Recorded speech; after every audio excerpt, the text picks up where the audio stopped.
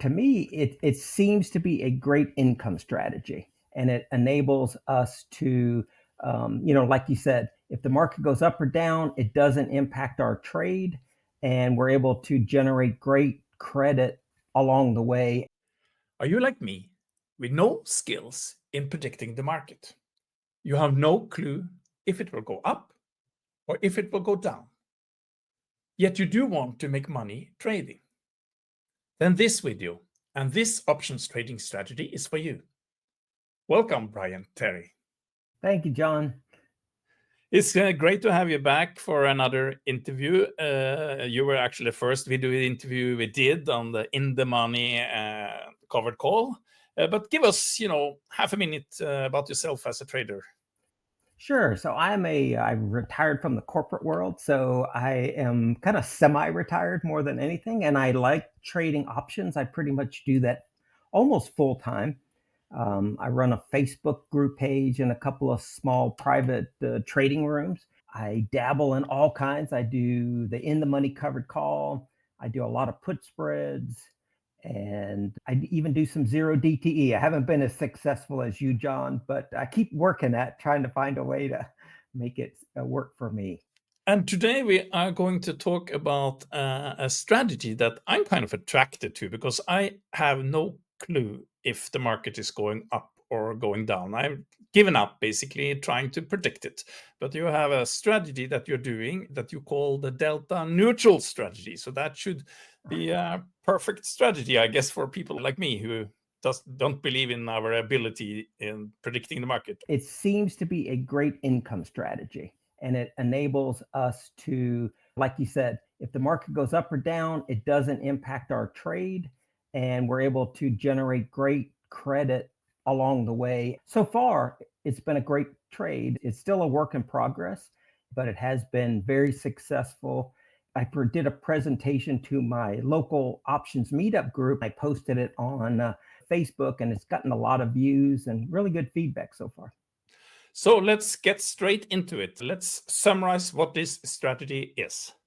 Sure. So, basically, it's a very simple strategy. We are buying an at the money call and an at the money put, and I'm selling out about 190 to 120 days. So we try to minimize theta. And right now, I'm doing it only on the SPY. I've talked to other people who are doing it on individual stocks. I haven't done that yet. Then I'll go ahead and sell weekly calls and puts against it to generate weekly income. And the goal when we first started was to generate income of 1% per week in premium. The other thing that we've kind of built into the strategy is that if the SPY moves or whatever you're trading moves a certain level, we rebalance, meaning say I sold the 590 put and I bought the 590 put and the 590 call. If it moves up or down 5 points, I move both strikes up to that level. So it stays delta. So if the market goes up, I'm capturing profits. That tends to be the way it works. And then I continue to sell calls against it. And you are primarily making money on the short calls and puts that you are selling. Right. So what I'm trying to do is generate enough credit so that it offsets theta and generates that 1% per week return.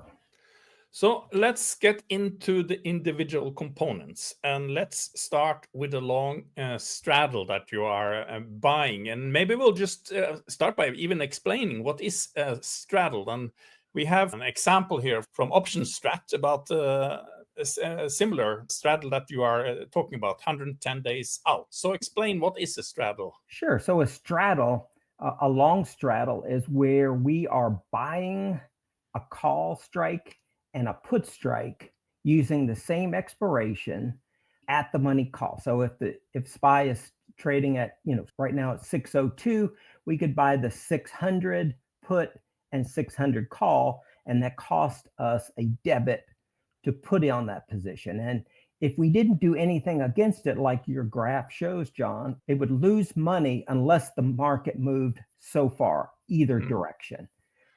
But And what we could go ahead, John. No, we could just show how this develops, because let's now move it all the way back to today. And the thick line is where is the value of this? How much has the value changed? And then as time goes, you will see that one will get closer and closer to the dotted line. That is where Mhm. we will be at expiration. And you know, if you said that you are ending your trades at around 60 days to expiration, that's about where we are here, right? Right, right. So what we're trying to do is we know that in the last 60 days, that's where the majority of your theta will eat away at your call and put. So we're just trying to stay in it, that 30 to 60 days, sell calls and puts against it, and then exit the trade and then start a new one. That's kind of the plan. And by this time, it has lost about one third of the value, Mhm. assuming that the SPY has not moved. That's correct. When is a good time? What are your rules for entering this? For when Yeah. you open this straddle? Yeah. I mean, the main rule is we want to only enter a trade when the VIX is low. And we were talking earlier about the elections in the US, how the VIX was 2020 plus, and then it dropped to 15. So that was like the perfect time to start one of these trades when the VIX is under 18 is my basic rule. And you'd also want to avoid entering right before any major event like a Fed meeting or things like that. But other than that, it's just that we want to enter it when the VIX is low. Hmm. And what are the underlyings? You said that you are primarily using SPY. Right. I've been only testing it on SPY. And what I'll do is I look at what the expected move for that week is, generally go out 1.5 to 2 times that expected move and sell the put and the call at those strikes. So that's kind of the goal there. And it's been, generates enough credit to cover the theta and generate at least the 1% return per week. And how have you chosen? You are going about 90 to 120 days out. Why this expiration? Well, just to minimize theta, and I only buy the monthly calls. So I want to make sure it has enough open interest and liquidity in the monthly ones. I feel like if you stick to the monthlies, they're easy to roll and adjust and things like that. Hmm. So you have established this one, and then based on the straddle, you are starting then selling a call and a put much shorter expiration, basically a straddle, as we see here. hmm What I'm Strangle, basically a strangle, as we see here. Yep. So every week I'm selling a short call and a short put, and I try to use the Friday expiration. I know SPY has everyday expirations, but I try to stick to the Friday one just so I can keep track of them. How much do you hope to collect? How do you pick the strikes? Well, I primarily pick the strikes based on how far out I need to sell them, the expected move. I'm not really trying to generate like a dollar on each side or anything like that. I'm just kind of looking to see, 1.5 to 2 times the expected move. That seems to have worked really well so far. So that's what I'm sticking with. And I'll probably adjust it as I kind of refine the strategy, but it seems to have generated, a good amount of credit and been relatively safe. How much have you typically been able to collect then, following these rules? I generally am getting about $1.50 a week on each side. I mean, total on both Mm. sides. All right. So that would give you about 1%. Is that what hmm you're saying? That's correct. Yeah. And it seems like, on the puts, you get a lot more credit than the calls, but I'm still trying to stick to that 1.5 to 2 times the distance kind of thing. So let's get into how you manage this. What are your main rules for managing these trades and the risk? Sure. So, I mean, basically, it's a pretty simple strategy. The longs, we keep it right at the money.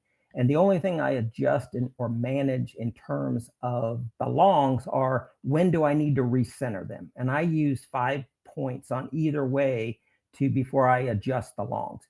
The shorts, I pretty much will let them get really close to expiring. Like if I sell like next Friday's put and call, I will probably roll those probably Thursday afternoon or even Friday morning when all the premium has pretty much gone away. And the only other times I would roll it is if it moved too far, one way or the other. I might roll it out, further out and up or out and down. But other than that, I don't do a lot of adjustments unless I need to recenter or sell Mhm. new calls and puts. But recent, when do you do that? When do I sell them? No, the straddle. You said that you recenter it if Oh, it I yeah, moves yeah, more than 5 5 points, points, right. 1 spy. So if, right now I have 600 is my current long straddle. Mm. But so if it moved above 605, then I would go in and move both strikes up to 605. And I use the original expiration date. I Right. don't change the expiration date. So I keep that running. So, like I had my original one, I've recentered it 5 times in 2 months based on how much it's moved. And does this typically cost you extra money to recenter, or are you able to gain some money Yeah, when you do that? you know what I found, John, is if I roll up, recenter up, I do it for a credit, a nice credit. If I Hmm. roll it down, it's a small debit. Okay. And I would probably say 3 out of 4 are rolls up. And what about the shorts? If the shorts, one thing is if the hope, the ideal position for the shorts is that they stay well within the green area here, right, on this Mhm. on this graph, right? But what do you do if it suddenly moves far out Yeah. and they really get in a losing position? Right. Well, that's one of the beauties of SPY. It doesn't seem to move as dramatically as an individual stock. So if it starts to challenge, say, my short call strike, Mm. I would roll the call out a week and roll the strikes up, and then also adjust my short put to help offset that. So that's kind of been the strategy. And I never let it get in the money at all possible. It hasn't happened yet. But if it did, and I couldn't adjust out of it, I would probably just close the trade because usually by that point it's already profitable. So I could just close it and restart again, Close the whole trade. close the whole trade. Right. Mm.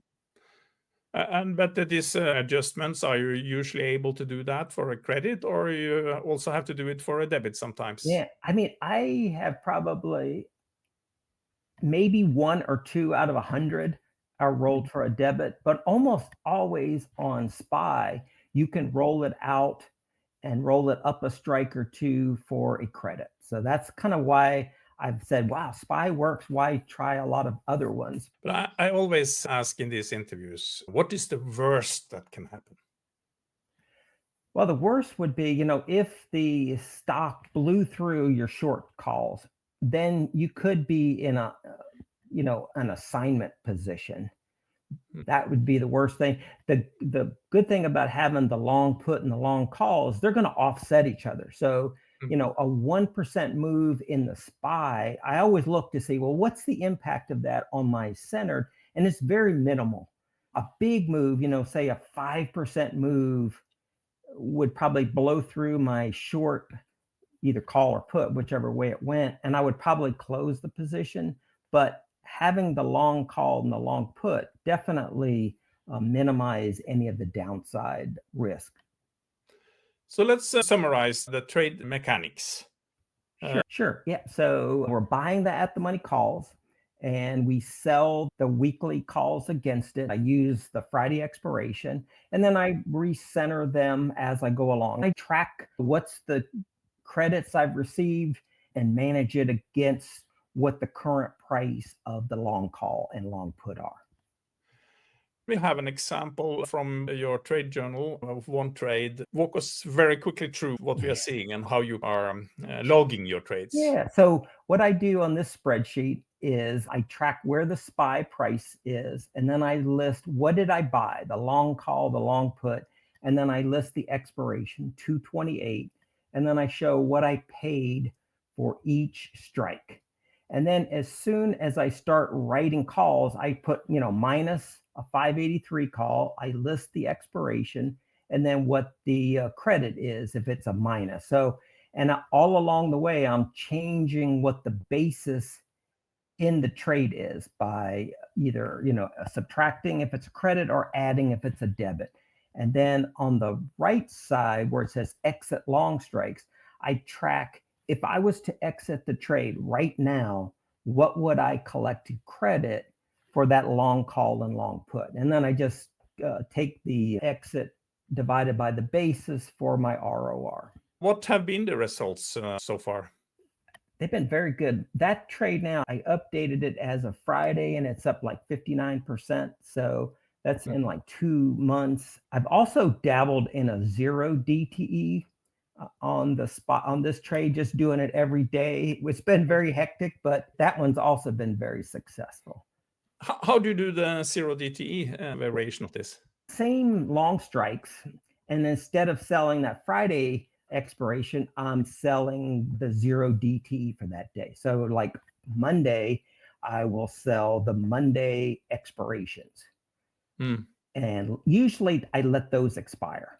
And then on Tuesday morning, I will sell a new one. So I've just been kind of, lots of selling, lots of calls and puts against that long call and long put. But you still have the 120 days. Yeah, that's probably more on the 90-day because I'm only Mm, going to keep them about 30 days. But mm. those, and you're able to generate enough credit doing it that way to get similar kinds of results. So, so if you are going to put this strategy on like a risk profile from one being very low risk and 10 being very risky strategy, where would you put this the delta neutral strategy? I would probably say it's got to be a 2 or 3 because it's by design, it's delta neutral. We're not Mm. trying to be, we have no goal of it to go up or down. We just want to have it go, kind of without a lot of drama and generate credit against it. But but you will not keep a trade like this on in any situation. This is something you put on when the VIX is low, if Yeah, I understand you correctly. yeah, yeah. What actually, if you put the trade on when the VIX is low and then the VIX goes up, your long call and long put make money. So Mm, the ideal thing is if the VIX was at say 16 mm. and it went up to 18, that benefits us. What we don't want to do is put it on when the VIX is 20. At least that's my theory, and I'm going to stick to it. But I just think if you pay too much for the long call and long put, Mm. your returns are going to be impacted by that. So when is your exact limit for when you will not put on new? Yeah, I mean, I was saying my number is 18. If the VIX is above 18, I won't start a new trade. I'll wait for it to dip down on that 16, 15 level, which it's been there for a while. And, I expect it to get back up, but there's always times where the VIX is going to revert to the mean. And that's when I'm ready to enter the new trade. So the results you mentioned for one trade, but what have been the overall results so far? Yeah. The other one that I did using the zero DTE, I put it on the 11th of November. And as of Friday, it was up 30%. So they're good, steady results. The zero DTE Mm, version is more hectic because every day you're selling a new one. The mm, Friday one is less hectic. It doesn't really move that much in any mm, particular mm, thing, and the results have been very good. mm, It's funny. I did a YouTube on. They were recorded from the meeting. I think you actually watched it. It's mm. been very popular when you say delta neutral. That gets all of us interested because we're all looking for something that will hold up either under a push higher or a push lower. So Brian, who is this strategy for? Well, I would say it's for somebody that just wants a strategy to generate income. It's not going to hit a home run. It's going to just generate nice solid weekly income. It doesn't require a lot of intense management. So if somebody can't be in front of their computer all day, the weekly strategy is kind of ideal. You can set it up. And the other thing that I would say is if I go on vacation or can't be in front of my computer, I can wait a week and not sell calls and puts against it. So, if I'm going to be away for 2 weeks, I Mm. could just ignore it pretty much if I took my shorts off. And I guess it's good for people like me who don't really believe we have the skills in predicting whether the market will go up or down. That's correct. And what I found is the SPY is kind of like the ideal instrument to do a strategy like that because it generally doesn't move too far Mm. in one day, and you have a lot of time to adjust and kind of watch things. It's not as hectic as the zero DTE where one push on a 15-minute thing can cause, you to get stopped out.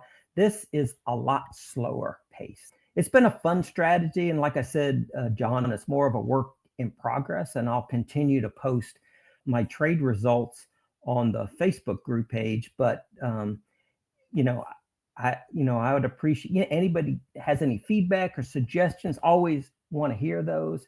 And you mentioned the Facebook group, and I guess that is also a good place for people to connect with you Yeah. and see how this strategy is moving along. Right. Yeah. Join our Facebook group page. We do post our in the money cover calls and other, things in there. So love to have you come join us. The delta neutral strategy has no assumption about where the market is going. And still, you can be profitable, as Brian has shown. If this appeals to you, check our videos about two other market neutral strategies: the zero DTE break-even iron condor and the covered straddle. And if you like this video, please subscribe to the channel and hit that like button below.